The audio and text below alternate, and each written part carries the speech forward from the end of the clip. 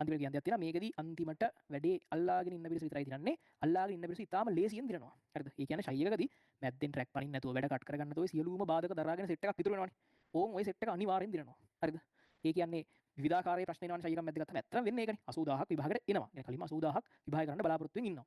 ඔය 80000න් විවිධ හේතුන් මත පන්ති කට්ටීම, කම්මැලිකම්, තමන්ගේ තියෙන තව තව දේවල් වලට යොමු වීම, සමහරට තමන්ගේ තියෙන මොකක් හරි ගොන් වැඩක් හින්දා මේවා කට් වෙනවා. අර ඔහොම විවිධාකාරයේ දේවල් නැත්නම් අතරමැදි සිද්ධ වෙන අනපේක්ෂිත කරදර ඕවත් එක සෙට් එක හැලීගෙන ඒගොල්ලෝ පන්ති එනවා.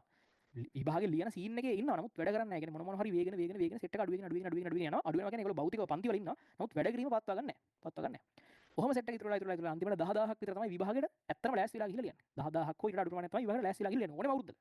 ඔය 10000න් 5000 4500 4700ක් වගේ ප්‍රමාණයක් ඉන්ජිනියරිං මෙඩිසින් සිලෙක්ට් වෙනවා. අනිත් සෙට් එකත් ඒ ආසන්න කෝසස් වලට සිලෙක්ට් වෙනවා. සමහරට ෆිසිකල් වෙන්න පුළුවන්. සමහරට ෆිසියෝതെරපි වෙන්න පුළුවන් බයෝලමික් එහෙම සිලෙක්ට් වෙනවා. ඒ නිසා කියන්නේ එක දෙයයි ගැම්මෙන් කරගෙන යන්න තමන්ව හොඳට විශ්වාස කරන්න. මේ වැඩේදී තමන්ව විශ්වාස කරන්න. විවිධාකාරයේ බාධකයි. වෙන්න පුළුවන් හැම දෙයක්ම මේ හැම එකම ඔයාලට ලැබෙන චැලෙන්ජ් එකක් කියලා හිතන්න. يعني ඔයාව ටෙස්ට් කරන්න මොන කවුරු හරි දෙනෙක් කරන චැලෙන්ජ් එකක් කියලා හිතන්න.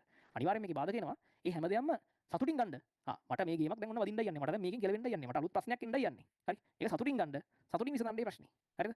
එතකොට එහෙම ගියාට පස්සේ අන්තිමට කොහොමදත් කතාව ගොඩාක් ලස්සන වෙන්නේ. පුළුවන් තරම් මේක ඇතුලේ සිද්ධි වැටීම් තියෙන තරමට තමයි කතාව ලස්සන වෙන්නේ. මිනිස්සෙක් සාමාන්‍යයෙන් ඩොග් ගාලා පළවෙනි දවසේ නම් ඉතාලම සුපිරියට වැඩ කරා. කිසිම අවුලක් වුණේ නැහැ. මම එකපාරට ඒ තුනක් දැම්මා. පළවෙනි දවසේ නම් එකපාරක් කිසිම අවුලක් වෙන්නේ නැතුව ඒ තුනක් දැම්මා කියන එකයි. මැද්දෙන් විවිධාකාරයෙන් ගිහින් ට්‍රැක් අවුට් වෙලා අරවා මෙව්වා වෙලා වෙන්න පුළුවන් දේවල් වෙලා සමහරට එක ෆ්‍රෙෂ් එකකින් වෙන්නත් පුළුවන්. නැත්නම් සෙකන්ඩ් එකේ තර්ඩ් එක අරවා මේවා වෙන්න පුළුවන් දේවල් වෙලා අන්තිමට කොහොම හරි කිව්වා කියන කතන්දර දෙක අතර ලොකු ලස්සනයි වෙනස්කමක් තියෙනවා. හැබැයි කතන්දරේ ලස්සන වෙන්නේ අන්තිමට මේක දිනලා ඉවර කරොත් විතරයි. කවුරුවත් ඔය අසාර්ථක කතා අහන්න කැමති නැහැ නේ. අන්තිමට කතාව ලස්සන වෙන්නේ නැහැ නේ. ඔයා අන්තිමට ඉවර කරන්නේ S3 කින් වගේ නෝ. කවුරුත් ඔය කතන්දරේ කිසි වටිනාකමක් නැහැ. හැබැයි කතන්දරේ ගොඩක් වටිනාකමක් එන්නේ අවසාන ප්‍රතිඵලේ ඊටාම හොඳ නම් විතරයි. අවසාන ප්‍රතිඵලේ ඊටාම හොඳ නම් කතන්දරේට හොඳ වටිනාකමක් එනවා. ඒ නිසා ලස්සන කතාවක් හදන්න මේ අවුරුද්දේ මේ මාස 8 ලස්සන කතන්දරයක්. කවදාද දවසක ඔයාලා ආඩම්බරින් කියන පුළුවන් කතන්දරයක් හදන්න.